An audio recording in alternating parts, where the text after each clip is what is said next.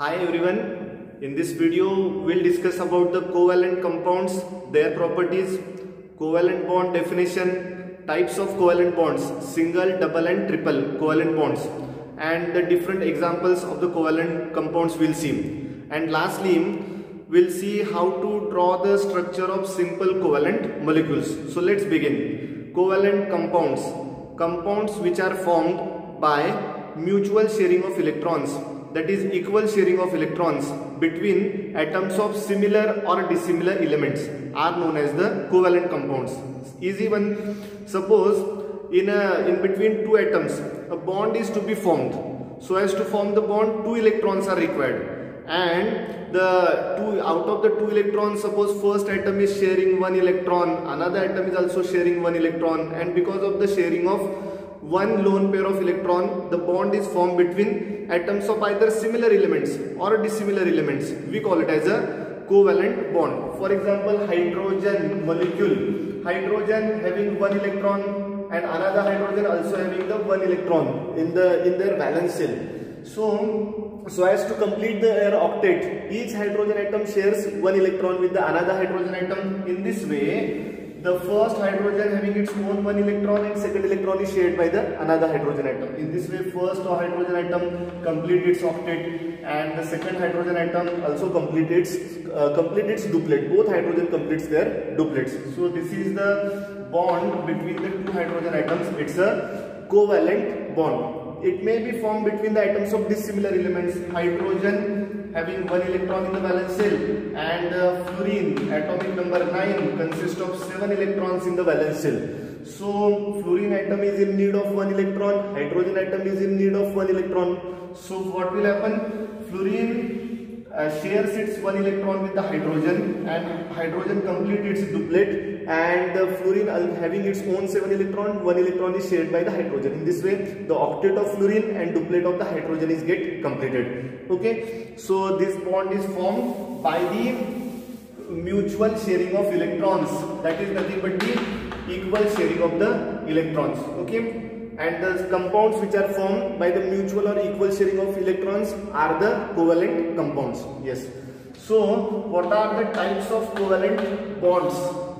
Types of covalent bonds. So covalent bonds are either single covalent bond, we are representing by single line, double covalent bond, which is formed by the two electron pairs are get shared. Two parallel lines we are used to show the double covalent bond, and triple covalent bond may be there. In between two atoms there may be three pairs of electrons. So we are showing like the three parallel lines, okay, by the indication of three parallel lines. So let's see each one.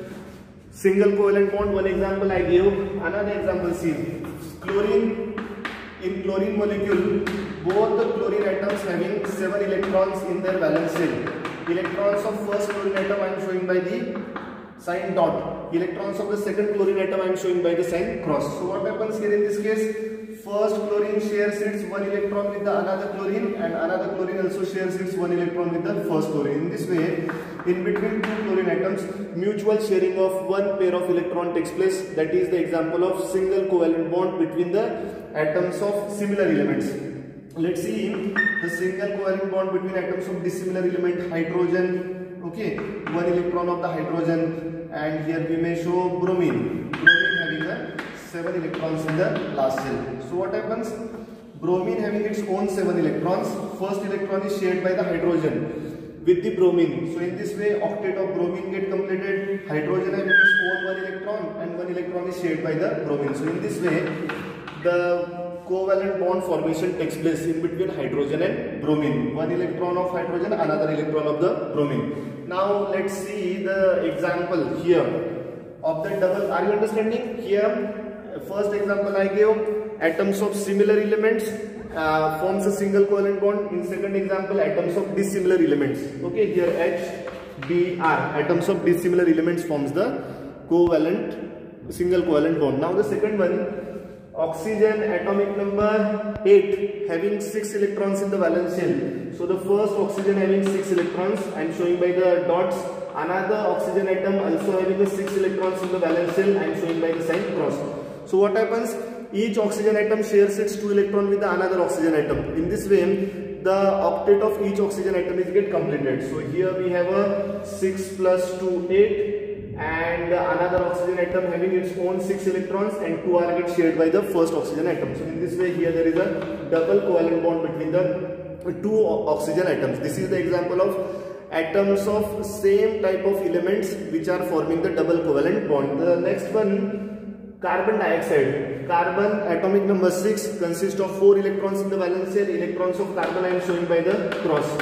And you know that oxygen having the 6 electrons in the valence shell, these are the electrons of oxygen. Now here what happens, the central carbon atom shares its 2 electrons with this oxygen atom, and these 2 electrons this carbon is sharing with the another oxygen atom. In this way, the octet of each oxygen atoms are get completed. First thing, they become stable, and at the same time each oxygen atom shares their 2 electrons. This oxygen sharing these 2 electrons, this oxygen sharing these 2 electrons with the carbon atom, and in this way the octet of carbon also get completed. So in case of the carbon dioxide molecule, there is a 2 double covalent bonds between the central carbon and the peripheral oxygen atoms. There are the 2 double covalent bonds. So last triple covalent bond, maximum number of covalent bonds can be 3, either 1, 2 or maximum 3 covalent bonds that atoms of elements can be formed. Here the triple covalent bond is formed.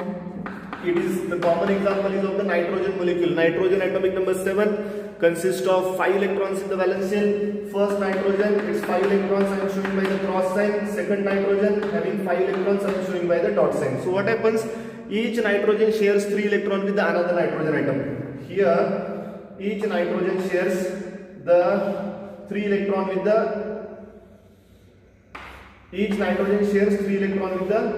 another nitrogen atom. In this way, the octet of each nitrogen is get completed. So here we will form N triple bond N. That is triple covalent bond we are seeing. Now the next one is carbon cyanide ion. In cyanide ion, carbon having the 4 electrons in the valence shell. I am showing by the cross sign. Nitrogen we know having the 5 electrons in the valence shell. These electrons are shown by a dot. In this case, the nitrogen having its own 5 electrons and 3 electrons are shared by the carbon. So 5 plus 3, 8 electrons are there around the nitrogen, it becomes stable. And carbon having its own 4 electrons and 3 electrons are shared by the nitrogen. So what will happen? 4 plus 3, 7. Octet of carbon is not completed. Now in case of cyanide ion, Cn minus, that is C triple bond N, and one extra electron is there, Cn minus. Electropositive elements like the sodium, potassium, rubidium, they loses electron, and that electron is gained here. So this is the extra electron over the carbon, and that's why we are writing here Cn minus. So this is the example of the species in which there is a triple covalent bond between atoms of dissimilar elements. Here nitrogen molecule is example of the molecules in which triple covalent bond is present between atoms of similar elements. Okay, so now the next part is the properties of covalent compounds. The properties of covalent compounds, generally these properties are opposite to the properties of ionic compounds. So let's see one by one what are the properties of the covalent compounds. First one, covalent compound shows low melting and boiling points. Yes. Then the second one is covalent compounds act as insulators. Okay. Exception is of that graphite is good conductor of electricity, because in graphite each carbon atom is surrounded by the 3 other carbon atoms, and one electron is available for the transfer of the charge. But covalent compounds, covalent species are the insulator. Okay. And third important thing, even in aqueous as well as even in any physical state, they are the insulator. Then at a room temperature, they are available to us either in solid or in liquid or in the gaseous physical state. Diamond, graphite, as well as the sulfur, different allotropes of sulfur, silicon carbide or silicons, different allotropes of silicon. All these are the covalent species, solid covalent species. Then liquid covalent compounds are which one? That petrochemicals. These are the mixtures, these are not compounds, but the petrochemicals are the covalent in nature. Petrol, diesel, kerosene, naphtha, spirit, lubricating oil, these are the petrochemicals, and these are the liquid substances which are the covalent in nature. That covalent compound bond we studied, that covalent type of bond is there in this species which I am noting here.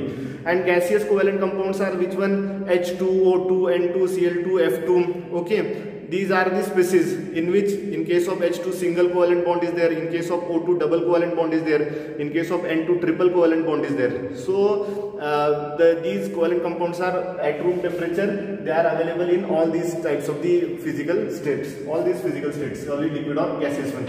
Then what about the conduction of then heat energy we saw. About solubility, let's see. Covalent compounds are soluble in non-polar solvents. They are soluble in non-polar solvents and they are insoluble. They are insoluble in polar solvents. Yes, they are insoluble in polar solvents.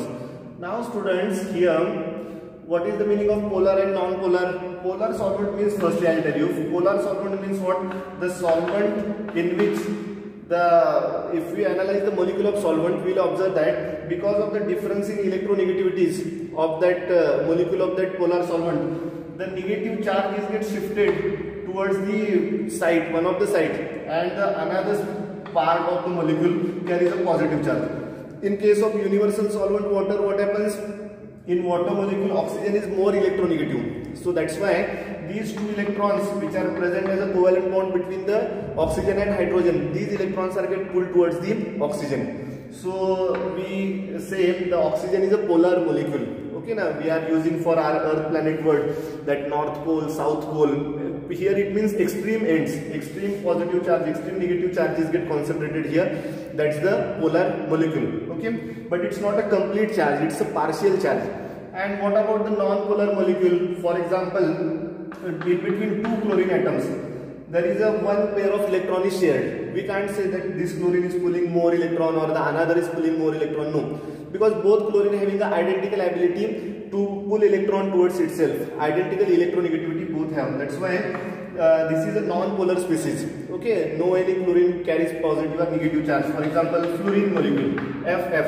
Here also both fluorine having identical electronegativity. So that's why the electron pair remains in between both the fluorine atoms. It is neither with the first or second fluorine atom, neither close to the any of the fluorine atoms. So such a molecules where there is no separation of charges, such molecules are the non-polar molecules. Okay. So like dissolves likes. This is also one principle. Covalent compounds are soluble in which one? Covalent compounds are soluble in non-polar solvents. Many non-polar solvents are there in chemical laboratory. Benzene, toluene, xylene, anisole. Okay, alcohols are there, ethers, esters. These are the non-polar solvents. Petrochemicals are also non-polar in nature, but these are the mixtures. Okay, na petrochemicals. So 1, 2, 3. Here 4. Then next one. Insulator I told, insoluble, soluble I told. They show the isomerism. Isomerism, space isomerism they show. Isomerism means what? Compounds with same chemical formula but different structural formula. Okay. So I'll write here example of butane. Okay, butane C4H10. This is the normal butane and this is the structure of the normal butane. Let's count it. It's a N-butane having formula C4H10. Another species is isobutane, also having the chemical formula C4H10, but its structure is slightly different one. How it looks? The structure is like this: 3 carbon atom in one chain, 1 carbon atom is not in that chain, and everywhere students the valency of carbon is 4. Okay, so here that valency of the carbon is satisfied or not. Let's check it upside also. I'll show you here. Yeah. So here 1, 2, 3, 4 carbon and 3, 4, 5, 6, 7, 8, 9, 10 hydrogen. So it's a isobutane. Normal butane and it's a isobutane. What they shows isomerism means what? These species, covalent species, they have, I'm not saying all one, but most of the covalent compounds shows the isomerism. Means what? They having the same chemical formula. Here you are seeing N-butane and isobutane. What is chemical formula? C4H10, C4H10. But the three-dimensional structural formula is the different one. Here you are seeing all 4 carbon atoms are in one chain. Here the 3 are in one chain, 1 is not in the chain. So this property isomerism is shown by the covalent compounds. Next property is they shows low heat of fusion value. Suppose if we take any solid covalent compound, 1 mole of any solid covalent compound, so as to liquefy the 1 mole of solid covalent compound, we require certain amount of energy. So that's the heat of fusion. So that, as we know, the melting point, boiling point is less. That's why heat of fusion value for the covalent compounds is also less one. Okay, so these are the properties of the covalent compounds: low melting point, isomerism, insulator, soluble in polar solvents, soluble in non-polar solvents, insoluble in the polar solvents generally. Okay, now let's move to the last climax part of the today's content, and that is very, very important. What is that? Now you will see the different covalent molecules. And the question is how to draw their structure. Okay, na? So simple steps are suggested, and these steps we should follow so as to draw the structure of the simple covalent molecules. Let's begin. It is useful while studying the next theories like valence bond theory, VSEPR, valence shell electron pair repulsion theory, and in others also. See, for example, I will give heading here as structure of covalent molecules. Okay, so the first one, let's have an example of ammonia molecule. Ammonia molecule, we know the formula of ammonia is NH3. In case of ammonia molecule, nitrogen is central atom, okay, and there are the 3 hydrogen atoms. Students, firstly understand the steps. We want to draw the structure of ammonia molecule. First I took simple example, then different examples I'll take. Suppose we want to draw the structure of ammonia. What we should do? Steps I'll tell you. Firstly, we should determine the total number of valence electrons.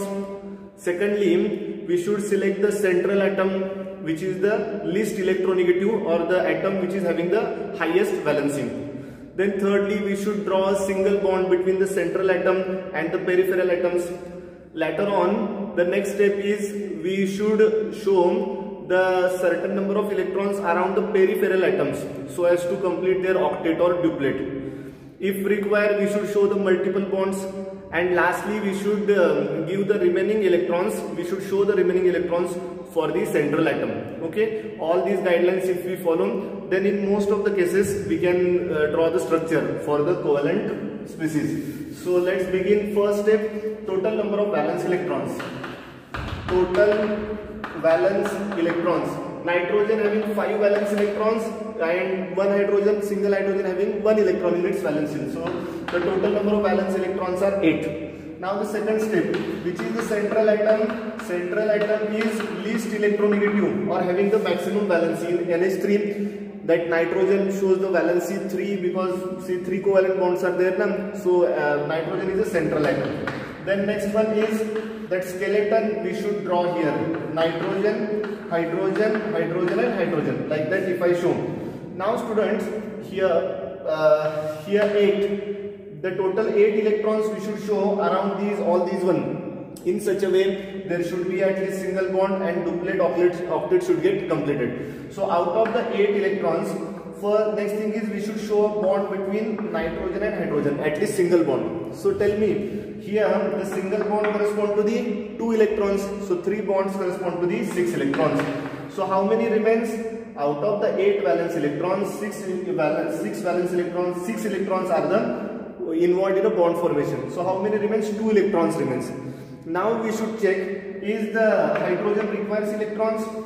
Already hydrogen having its 1 electron, nitrogen shares 1 electron with the hydrogen. In this way, duplet of hydrogen is completed. So these peripheral atoms, these are the guests, and they didn't require electrons. So that's why the extra electrons we should show around the nitrogen, that is the central atom. So in this way, here we are determining, in case of ammonia, there are the 3 bond pairs and 1 lone pair. Okay. Now let's see the one more example, that is, here I take another example, xenon difluoride, XeF2, xenon difluoride. Okay, we know that xenon 18th group element and it's an inactive one, and it can form a compound, stable compound XeF2 exists even though xenon having 8 electron in the valence shell. Why? The answer is there in the hybridization. Okay, see that 5 plus 3, sorry, now in case of xenon, how many valence electrons xenon have? 8. Plus fluorine, how many electrons are there in the valence shell of fluorine? Fluorine consists of 7 electrons in the valence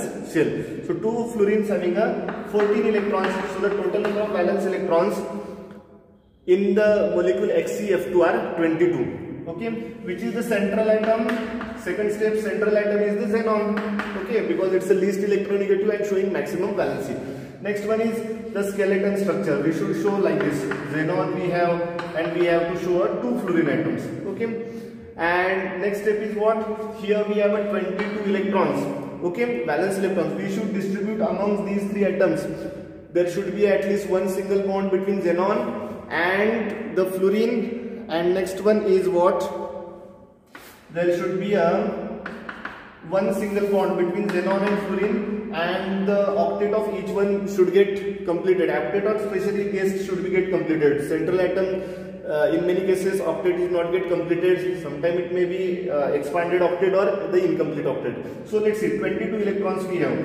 So we have shown the single bond between xenon and fluorine. So out of 22, 4 electrons are involved in a bond formation. How many remains? 18 electron remains. These 18 electrons we should distribute. So in our culture also, we are thinking firstly about the guest. So here the 2 fluorines are the guest. 1, 2, 3, 4, 5, 6. Out of 18, if we show the 6 electrons around this fluorine atom, then the octet of this fluorine get completed, because this fluorine now have its own, now have the 6 non-bonded electron and these 2 bonded electrons. 6 plus 2, 8. This fluorine is stable. In the same way, if we show the 6 electrons around this fluorine, what will happen? 6 plus 2, 8. So this fluorine also becomes stable. So minus 12. How many remains? 6 electrons remains. Now we should show these 6 electrons around this xenon in such a way, okay, yeah, that there should be a symmetry. Okay. So these 6 electrons are remained. I'll show here 1, 2, 3, 4. And 5, 6. Okay. So in case of XeF2, how many bond pairs of electrons are there? There are the 2 bond pairs of electrons. How many lone pair of electrons around the central atom? Here it's a central atom. Around it there are the 3 lone pair of electrons.